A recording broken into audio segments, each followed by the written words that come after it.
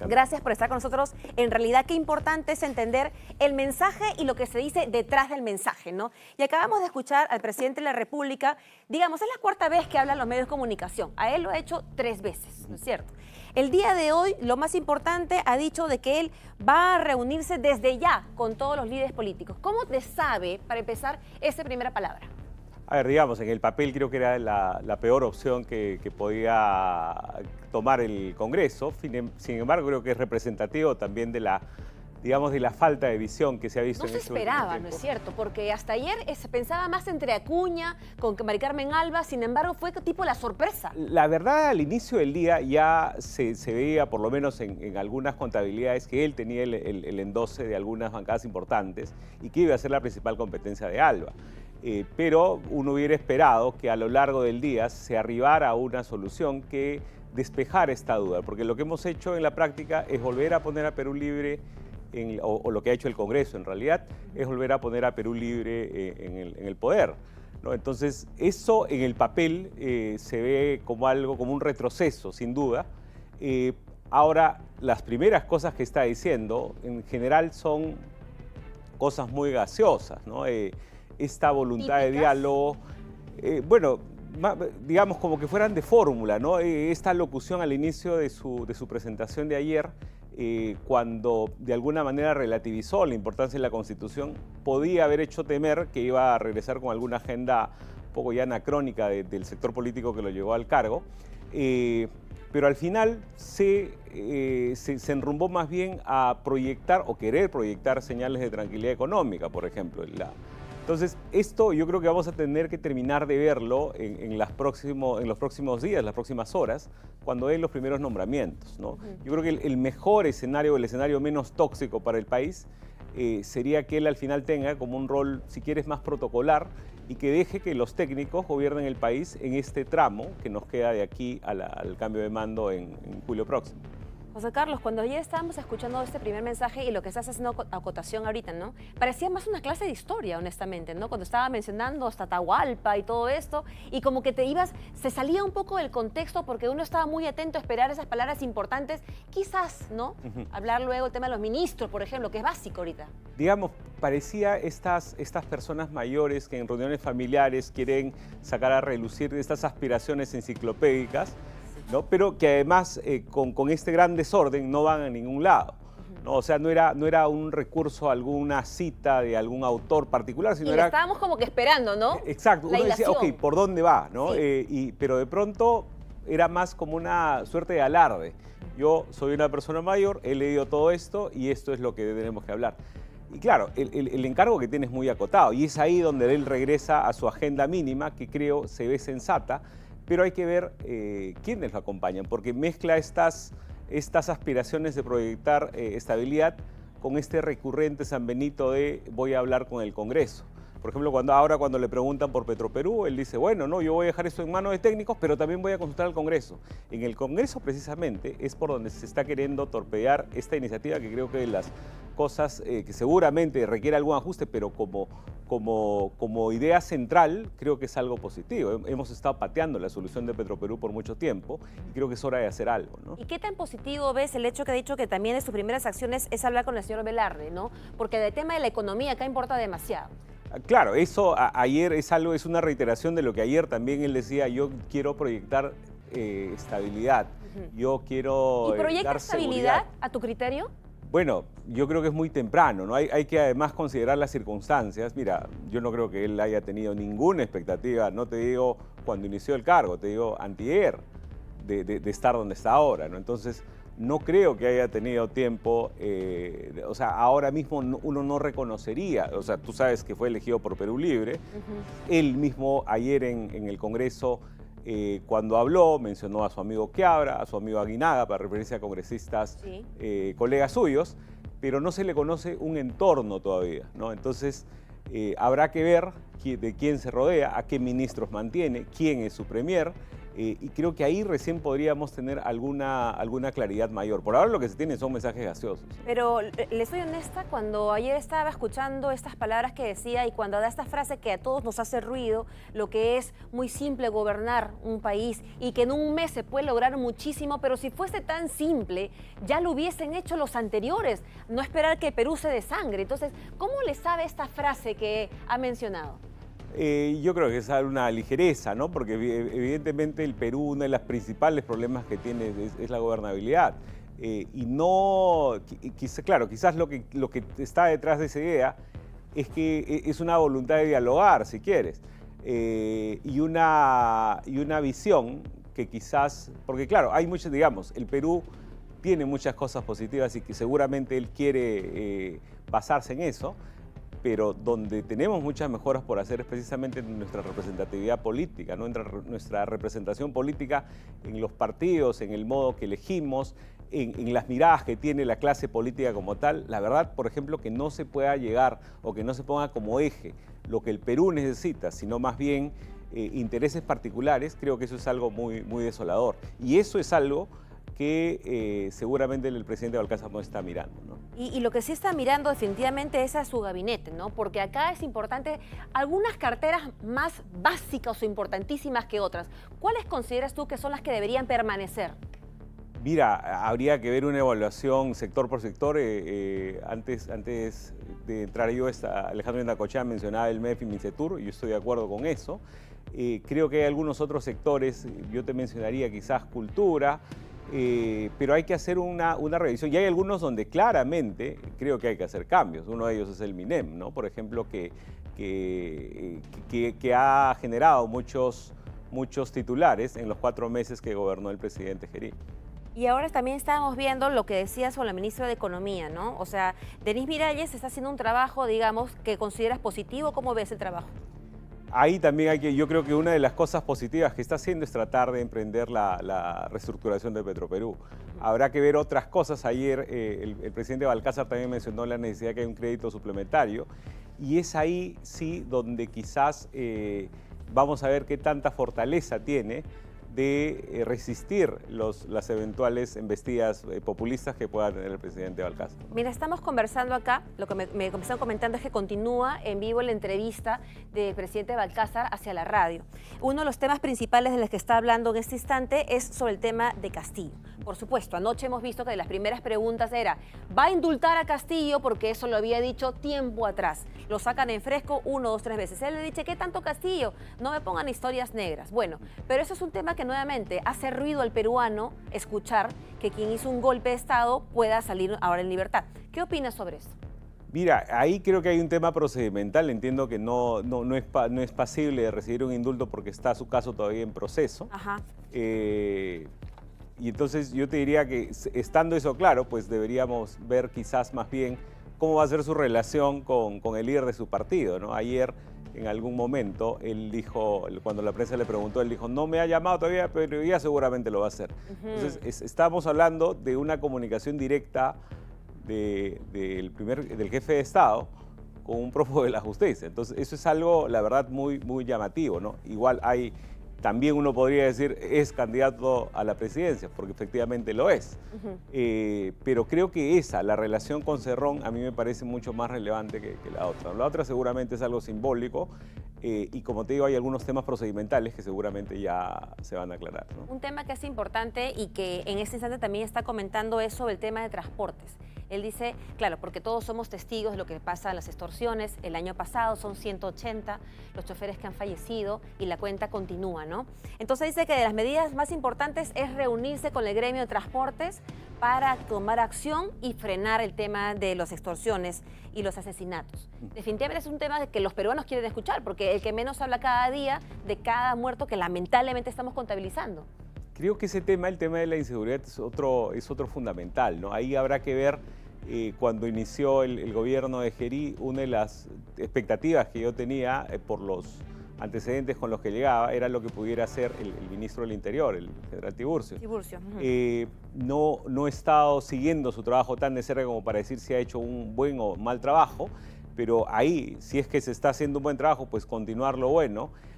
porque la verdad yo creo que la policía, cuando tiene una dirección política clara, puede hacer las cosas bien, ¿no? El tema es que no hemos tenido eso en los últimos años y todo ha ido creciendo y tenemos esta sensación de descontrol que está muy extendida, ¿no? Ahora, yo me imagino que en sus casas las personas, cuando sabemos de un nuevo presidente, pensamos, ¿no? Bueno, ¿qué cambios van a haber? Pero lo cierto es que ¿qué tanto cambio puede haber si no falta nada? Es una transición, es la realidad. Y eso, digamos, de todas estas generalidades, uno también podría sospechar que es por donde quisiera ir el presidente Balcázar, ¿no?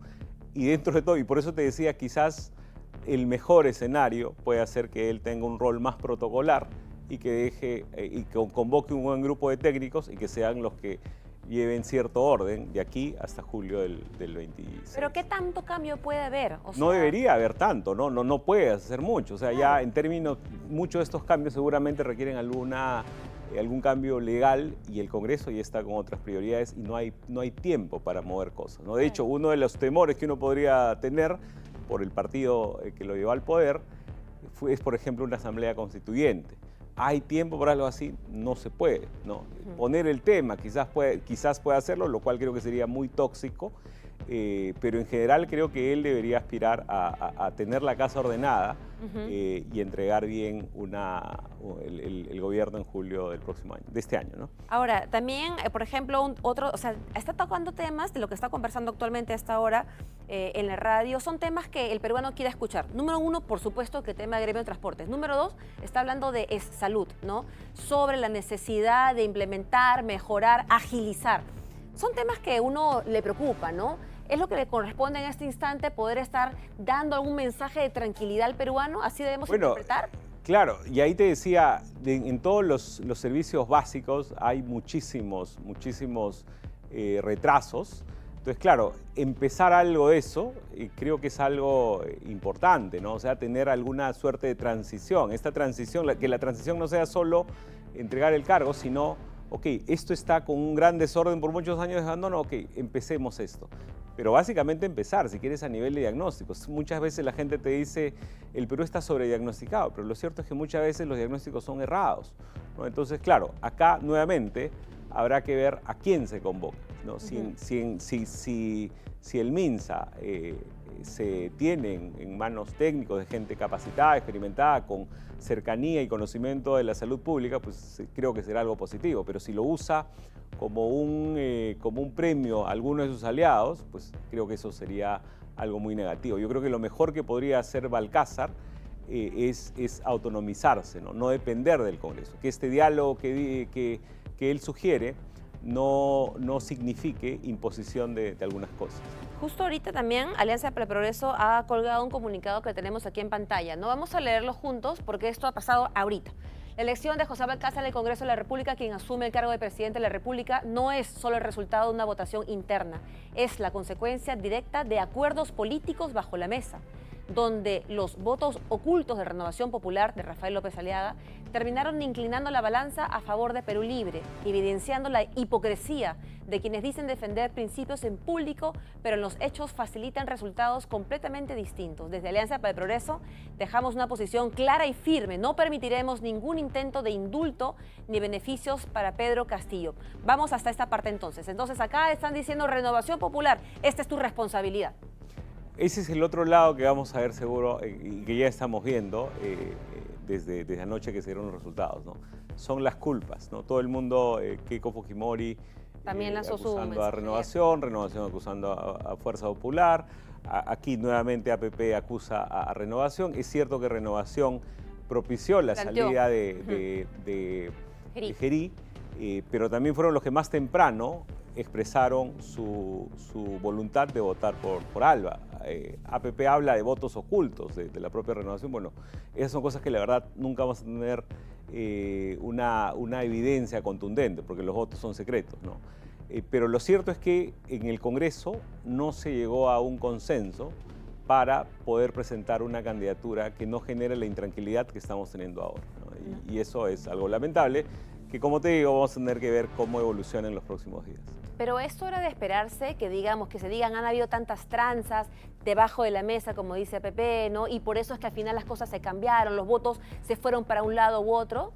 Yo te diría que es un sinceramiento del Congreso que tenemos, ¿no? Un Congreso Porque es en el así. que, digamos, lamentablemente no se tiene esta mirada, no se tiene esta... Mira, ya que no hay un candidato de consenso, o que hace 4 meses se haya elegido, y antes, en julio, al señor Gerí, con todos los pasivos que tenía, pues creo que ya te habla de que las motivaciones o el eje de la discusión es otro. No es una visión de país, no es una cuestión quién es el mejor, sino dónde saco más, ¿no? Y eso, evidentemente, esto para un conglomerado de 130 voluntades, quizás es injusto generalizar, pero es lo que prima, lamentablemente, con los votos, ¿no? Y así como ahora Alianza por el Progreso se ha pronunciado, ayer también Keiko Fujimori también lanzó un tuit, no sé si lo tenemos ahí también en pantalla, porque ella también estaba hablando, ¿no? Bueno, todos han salido a dar su opinión.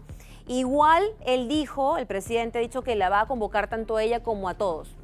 ¿Qué se espera de esas reuniones con los líderes? Mira, ahí yo antes de las convocatorias que haga el propio presidente Balcázar, creo que es fundamental ver quién lo va a acompañar en el primer acto, ¿no? Conociendo el rostro de quien lo acompaña en el primer acto, uno podría decir, ok, esto efectivamente tiene la voluntad y podemos seguir adelante, y además ver a quienes se confirma o remueve en el gabinete, ¿no?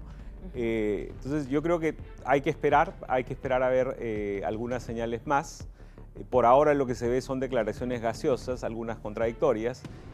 Pareciera haber una buena voluntad, no hay lo que en el papel te dice, porque claro, este señor llega al Congreso con Perú Libre, y Perú Libre, cuando uno ve el plan de gobierno con el que llegó el 2021, sales corriendo de terror, ¿no? Entonces eso no hay tampoco. Entonces yo te diría, creo que lo que hay que hacer ahora es esperar a ver más señales.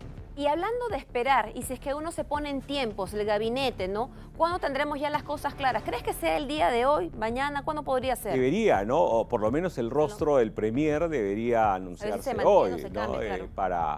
Claro. Bueno, es cierto que todos los ministros permanecen en el cargo mientras no tengan reemplazo, pero sí, como una señal política importante sería poder saber quién le acepta la responsabilidad al señor Balcázar en este momento, ¿no? Claro, porque sin duda esto es algo que también te puede dar un poco de solidez y confianza al peruano, ¿no? La cosa está tan inestable, estábamos en la calle preguntando en general qué piensa usted, y es un tema más de temor. Quizás por el tema de que sea Perú Libre, no lo sé. Sin embargo, tener ya la solidez que le acompaña al gabinete podría ser distinto. Entonces, hoy día deberíamos esperar que ya se anuncie, ¿no? Bueno, esperemos, digamos, no te olvides, Gerí tomó 5 días en conseguir premier. Entonces, yo creo que hay que ver, esperemos que sea pronto. Yo creo que una señal positiva sería que sea pronto, ¿no? Que al menos al cierre de hoy tengamos, ok, esta persona me va a acompañar en el gabinete, ¿no? Hablando sobre los líderes políticos, y estaba acá lo que puso en ex Keiko Fujimori, ¿no?